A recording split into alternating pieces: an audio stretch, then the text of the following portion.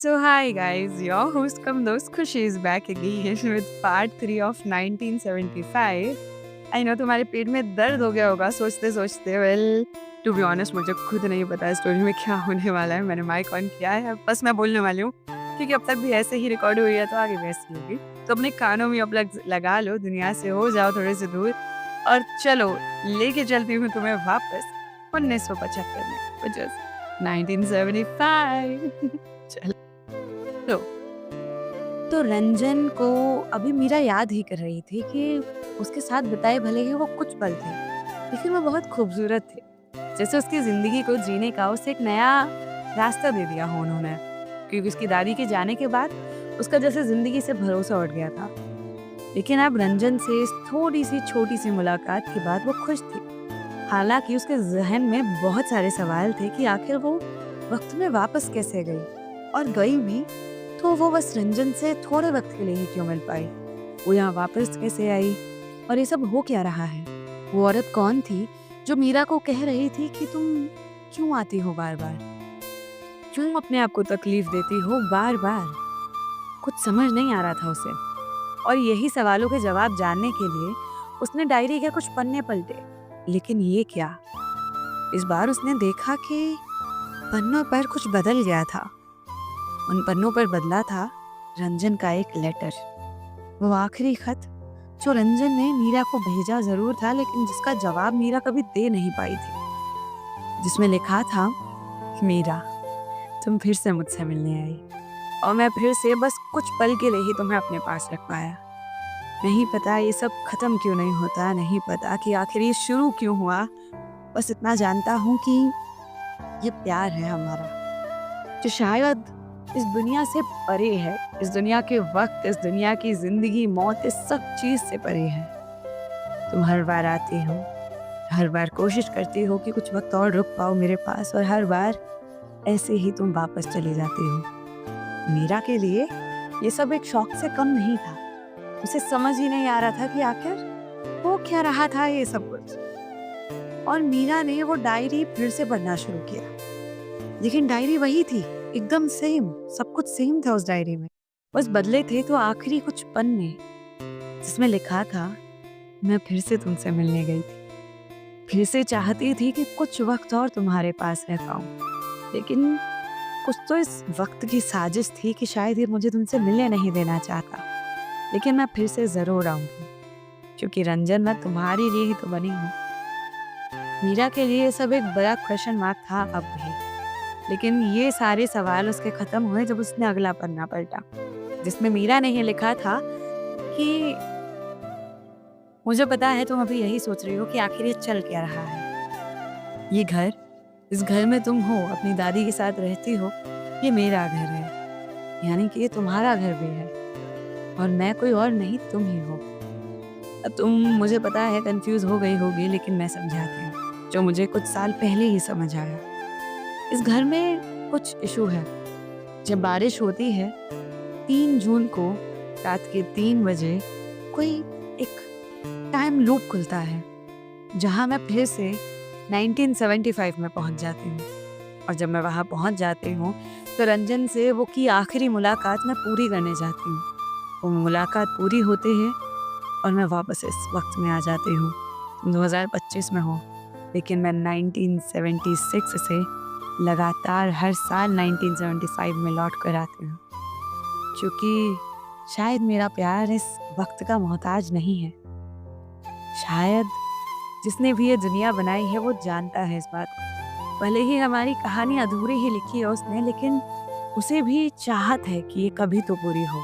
हर बार कोशिश करती हूँ कि शायद इस बार मैं रुक पाऊँ, लेकिन जैसे ही वो अंतिम कुछ दिन आते हैं इस दुनिया में, मेरे ये पन्ने गायब हो जाते हैं और रह जाती है बस वही एक क्वेश्चन मार्क वाला पन्ना कि आखिर मैं उस दिन उससे मिलने क्यों नहीं गई थी।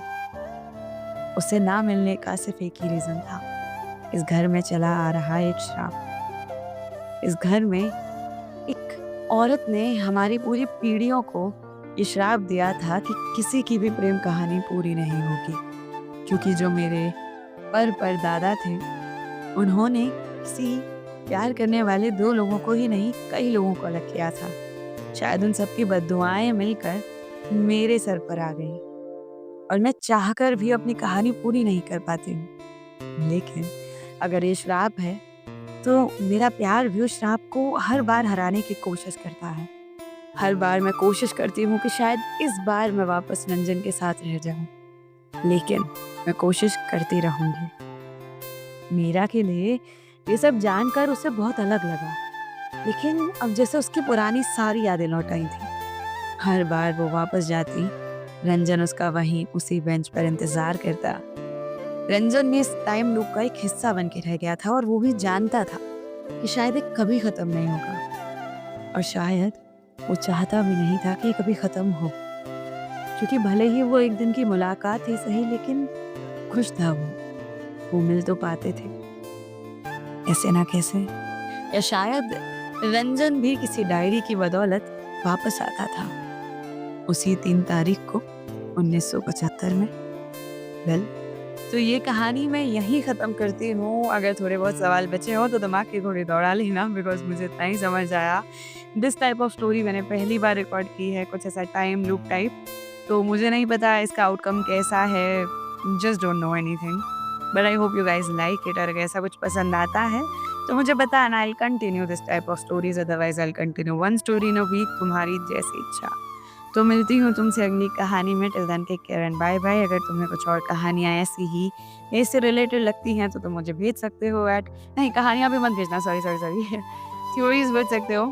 और कोई भी इशू हो तुम्हें तो तुम मुझसे बात कर सकते हो KHU_SHEI_ पर। एंड ऑल्सो अब मैं एक बात करती हूँ जो मुझे काफ़ी टाइम से करनी थी। पहले एपिसोड में मैंने बोला था और अब मैं तीसरे में रिकॉर्ड कर रही हूँ वो चीज़, कि यार thank you very much first of all, तुम लोगों ने मेरी इतनी हेल्प की, तुम लोगों ने इतनी सारी कहानियाँ सुनी मेरे कहने पर। और अभी जाके मुझे समझ आया कि जितने कंजम्पशन आवर्स होते हैं उस हिसाब से you get whatever you get. तो देखो, इस बार हमारे कंजम्पशन आवर्स काफ़ी लाइक अच्छे थे टू बी ऑनेस्ट, बट अभी हमारे धीरे-धीरे बढ़ रहे हैं, for which I am very very thankful to you guys. तो मुझे बस तुम लोगों को थैंक यू बोलना था। हाँ, जितना मैंने सोचा था, सच बताऊँ, सो उससे थोड़ा ऐसा था कि हाँ, ठीक है, पर चलो कोई बात नहीं है। अभी ये शुरुआत है और देखो आगे कैसे-कैसे होता है। हो सकता है इस सीरीज़ के बाद थोड़े से हमारे व्यू बढ़ जाएँ, या फिर तुम्हें कुछ और ऐसा आइडिया मिले कि यार इससे कुछ हो सकता है दीदी, बिकॉज़ तुम जितना कर सकते हो तुम कर रहे हो, दैट आई नो। बट ऐसा है ना कि कुछ तुम्हें लगता है कि दीदी इससे बढ़ सकता है कुछ, तो मुझे बताना। अच्छा, मैंने एक चीज़ और सोची थी। यहाँ पे मुझे कुछ ऐसा था कि तुम सब्सक्रिप्शन अवेल कर सकते हो, जिसमें मैंने एक्चुअल में स्टार्ट भी किया था। तो मैंने उसमें ऐसा सोचा था कि मैं सब्सक्रिप्शन लगा देती हूँ, बट ऐसा नहीं, डोंट वरी चिल, पहले मेरी बात सुनो पूरी। तो मैं अभी नहीं लगाया है, तो तुम समझ सकते हो कि वो डिसीजन मैंने एंड कर दिया था, बट मैं तुम्हें जस्ट बता रही हूँ। ऐसा था कि तुम सब्सक्रिप्शन लगा सकते हो, बट उसमें ऐसा नहीं था कि तुम सारे एपिसोड्स के लिए पे करो। ऐसा था कि अगर कोई तुम्हारा सब्सक्रिप्शन लेता है, तो वो इंसान तुम्हें पे कर सकता है और उसके लिए कुछ एक्स्ट्रा इंसेंटिव हो सकते हैं। जैसे मैं कोई स्पेशल एपिसोड डाल सकती हूँ जो सिर्फ सब्सक्रिप्शन वाले लोगों के लिए हो, या फिर वीडियो एपिसोड्स जो होते हैं वो सिर्फ सब्सक्रिप्शन वाले लोगों के लिए रखूँ। तो मैंने ये 2 चीज़ें सोची थी। और जो एपिसोड्स और होते हैं जैसे मैं शेड्यूल पे डालती हूँ, यार क्या हो रहा है आज मेरे को? जैसे मैं शेड्यूल पे डालती हूँ, तो वो उन लोगों के लिए थोड़ी जल्दी अवेलेबल हो जाएँगे, बस इतना था। तो मैंने सोचा कि यार लगा देते हैं सब्सक्रिप्शन पे थोड़ा बहुत, बिकॉज़ मैं अभी थोड़े से यार ऐसे वक़्त से गुज़र रही हूँ। थोड़ा मेरा कंट्रोल में नहीं है सिस्टम अभी।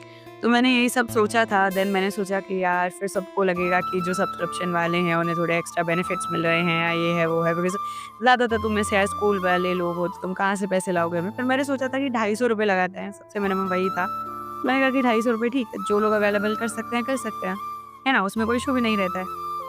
पर अभी मुझे इस चीज़ में कुछ समझ नहीं आया, तो मैंने वो बस एज़ अ आइडिया सोच के, एज़ एन आइडिया, और मैंने वो अभी रख लिया कि ठीक है, देखते हैं।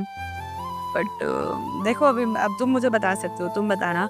तुम हर बार मेरी हेल्प करते हो, लाइक मुझे कुछ चीज़ डिसाइड करनी होती है, तो तुम इसमें भी डिसाइड करवाना मुझे कि तुम्हें क्या लगता है, क्या करना चाहिए। और बस इतना ही।